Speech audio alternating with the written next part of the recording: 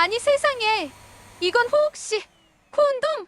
충격에 휩싸인 젊은 여성이 난처해하며 어쩔 줄을 몰라 하는데요. 과연 무슨 일이 있었던 걸까요?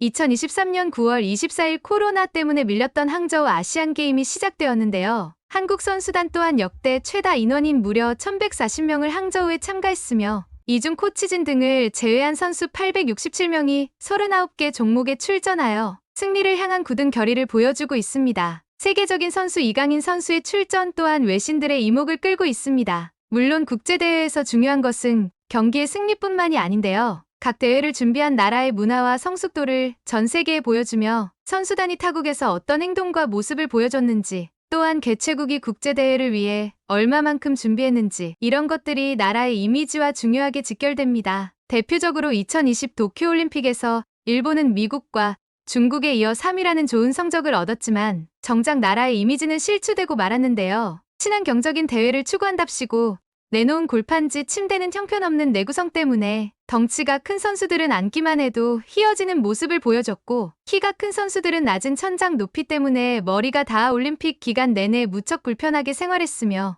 에어컨, 리모컨조차 외국어가 아닌 일본어로 적혀있는 등 내부 시설 사용에도 많은 어려움이 있었다고 합니다. 이렇듯 대회에서 좋은 성적을 거둬도 나라의 이미지를 실추시키는 형편없는 태도를 보여주면 승리도 사라지기 마련입니다. 이와 반대로 이번 항저우 아시안게임에서는 한국 선수들의 매너 있는 행동에 감동받은 선수촌 관리직원이 있었다고 하는데요.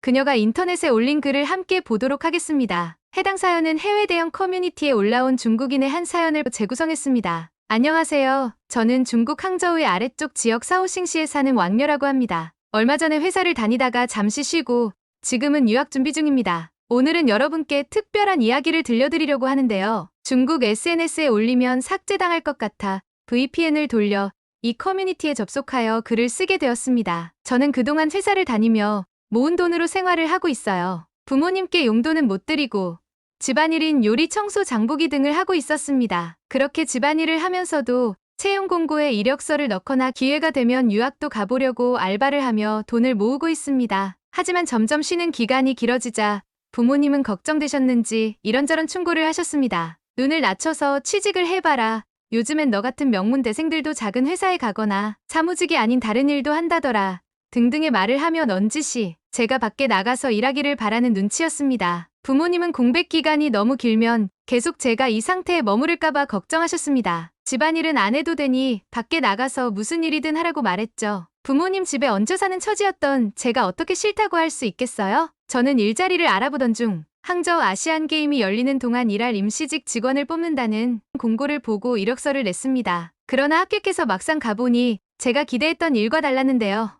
저는 사무 업무를 지원했었는데 대회 관계자는 사무 업무는 이미 다 뽑혔고 숙소를 관리해줄 관리 직원이 부족해서 저를 뽑은 거라고 했습니다. 기분이 썩 그렇게 좋지 않았지만 그래도 집에 있는 것보다는 나을 것 같아 결국 숙소를 관리하는 일을 하게 되었죠. 선수단들은 개막식이 열리기 며칠 전부터 입촌했기 때문에 저희 직원들 또한 대회가 열리기 전부터 청소하고 다녔습니다. 늘 항상 집안일을 도맡아 왔기 때문에 청소를 하는 것 자체는 어렵지 않았지만 더러운 방들은 치우는데 오래 걸려 고역이었습니다. 당연히 청소기를 밀고 걸레질하는 걸 바라진 않지만 버릴 것은 쓰레기통에 제대로 버려줬으면 좋겠는데 바닥에 그대로 굴러다니고 있더라고요. 무엇보다 서구권 선수들은 좀 개방적인 문화권에 살아서 그런가 심히 난감한 물건이 굴러다니기도 했습니다. 여자 선수들 방에 남자 속옷이 굴러다닌다던가 남자 선수 방에 다 쓴 콘돔이 있다든지 하는 일이 있어 괴로웠습니다. 숙소에서 뭐라든 말릴 생각은 없지만 이런 건 좀 제대로 버리거나 안 보이게 할 수도 있는 거 아닌가요?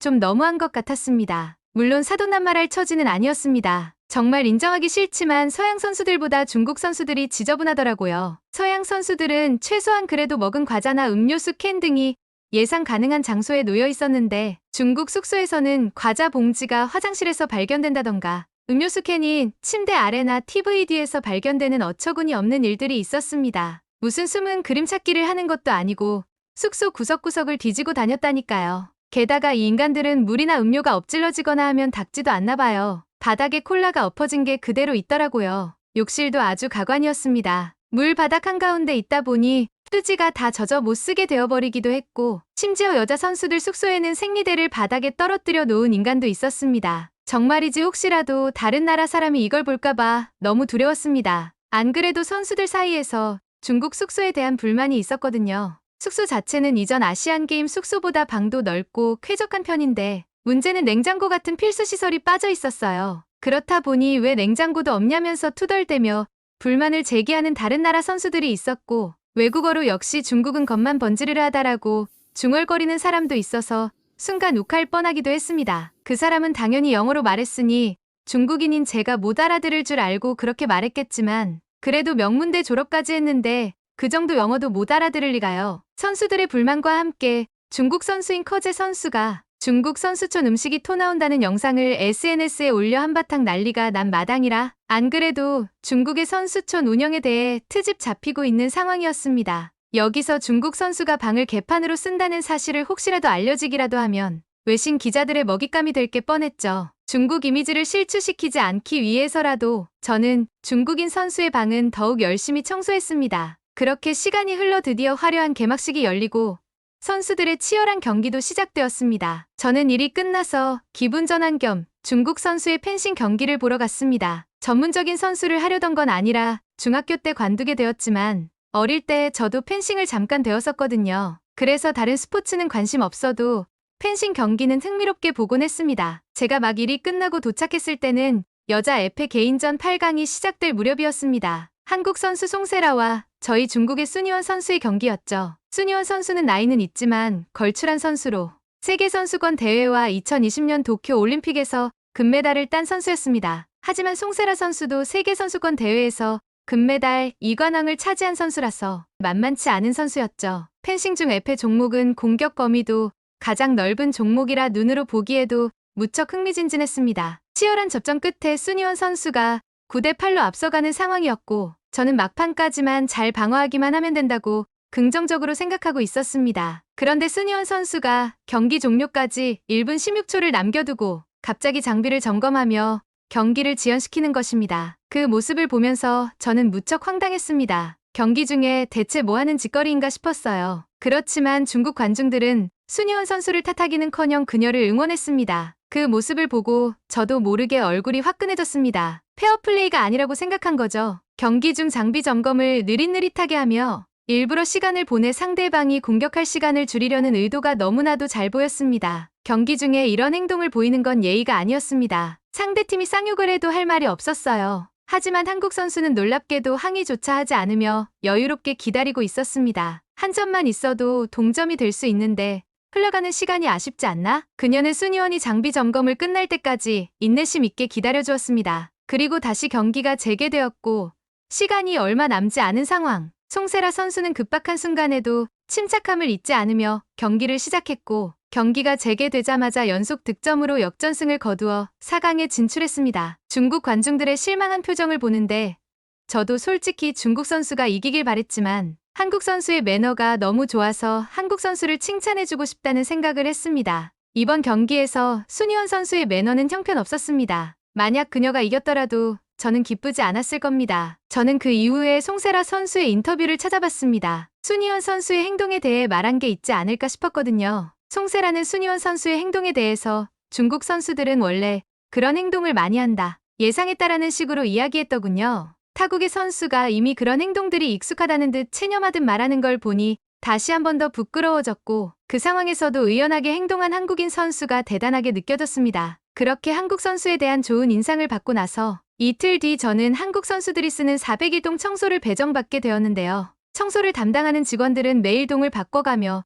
청소를 했기 때문에 매일 다른 나라의 방들을 청소하곤 했죠. 그런데 제 동료 직원이 제가 한국 방 청소에 배정이 되었다고 하니 부럽다는 말을 하는 겁니다. 저는 한국 방을 청소하나 외국 선수 방을 청소하나 다 똑같은 청소인데 참 별걸 다 부러워한다고 신기하게 생각했지만 곧이어 그녀가 그런 반응을 보인 이유에 대해 알게 되었습니다. 한국 선수단의 방은 제가 본 어떤 나라의 선수단의 방보다 깨끗했습니다. 마치 직원이 정리한 것처럼 침실에도 이불이나 베개도 잘 정리되어 있었고 쓰레기 하나 굴러다니지 않았습니다. 화장실도 샤워실에서 머리카락이 깔끔하게 정리되어 있었습니다. 여자 선수들이 쓰는 방에 화장실에 항상 배수구에 머리카락이 한가득이었는데 한국 선수들이 쓰는 화장실의 배수구는 깨끗했죠. 저는 간단하게 청소기로 바닥 청소를 하고 물기가 거의 없는 물걸레로 닦아준 뒤 가볍게만 침구 정돈을 했습니다. 일단 정리할 게 거의 없다 보니 청소도 더 빨리 끝났습니다. 특히 가장 감동했던 점은 쓰레기 봉투를 미리 내놓았다는 점이었습니다. 사실 다른 나라 선수들은 쓰레기통이 가득 차도 그대로 계속 쌓는 게 보통이라 쓰레기통 주변에 여기저기 튀어나온 쓰레기들이 있곤 했거든요. 그런데 한국 선수들은 쓰레기가 가득 차자 봉투를 꺼내 묶어놓고 옆에 두었더군요. 심지어 재활용 가능한 쓰레기와 분리해놓은 걸 보고는 깜짝 놀라기도 했고요. 자신이 꼭 해야 하는 일이 아님에도 청소하는 사람을 배려해서 손수 미리 정리해놓는 그들의 행동에 감탄하지 않을 수 없었습니다. 중국이 아무리 겉을 화려하게 꾸미고 선수촌에 피아노를 치는 AI 로봇 같은 것을 놓고